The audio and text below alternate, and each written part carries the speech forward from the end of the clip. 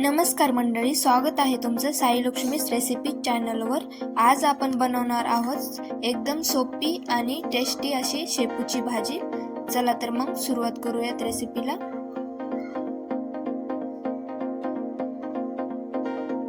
इथे मी आधी शेपूची भाजी निवडून घेतली होती। आता शेपूच्या भाजीला बारीक बारीक चिरून घेऊयात। एक जुडी घेतली मी, तुम्हाला हवी तेवढी तुम्ही घेऊ शकतात।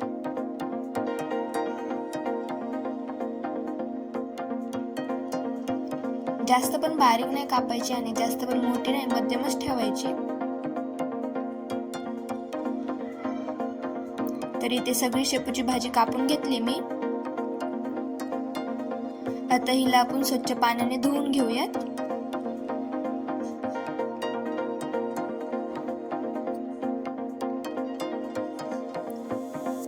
दोन पाण्याने स्वच्छ धुवून घ्यायची, म्हणजे त्याच्यामध्ये जे माती वगैरे असेल ना, जे घाण, तर ती निघून जाईल।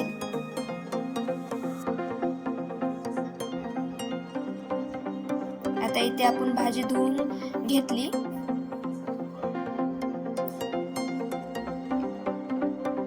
चार पाच हिरव्या मिरच्या घ्यायच्या, 4-5 लसणाच्या पाकळ्या घ्यायच्या।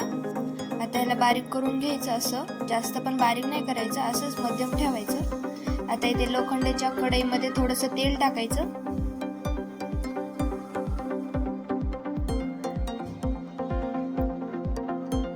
तेल गरम होऊ द्यायचं।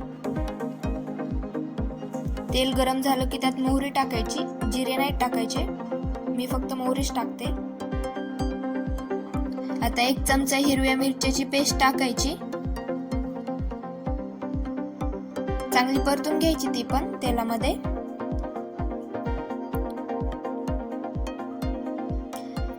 चांगली भाजल्याच्या नंतर चिरलेली शेपूची भाजी टाकून घ्यायची।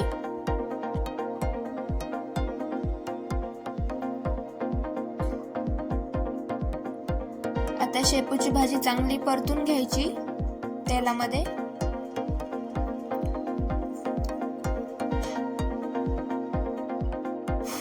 ही भाजी खायला खूप छान लागते, कमी साहित्यामध्ये खूप छान बनते।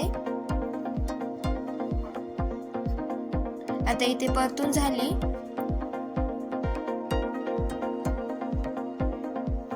आता मुगाची डाळ भिजवलेली टाकायची, मी आधीच ठेवली होती भिजवून। आता मुगाची डाळ पण चांगली मिक्स करून घ्यायची।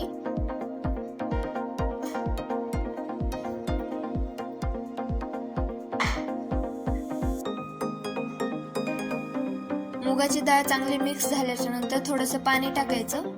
जर तुम्हाला हवा असेल म्हणजे जास्त रस्सा हवा असेल तर तुम्ही जास्त पण टाकू शकता। 1 चमचा चवीप्रमाणे मीठ टाकायचं।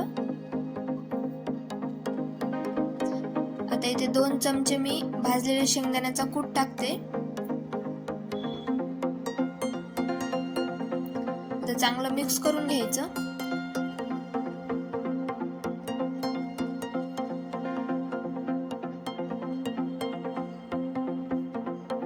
आणि 10-5 मिनिटं असंच शिजू द्यायची। तुम्ही बघू शकतात किती छान भाजी झाली।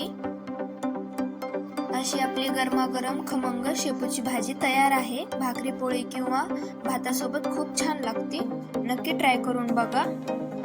व्हिडिओ आवडला असेल तर लाईक करा, चॅनलला नक्की सबस्क्राईब करा। धन्यवाद।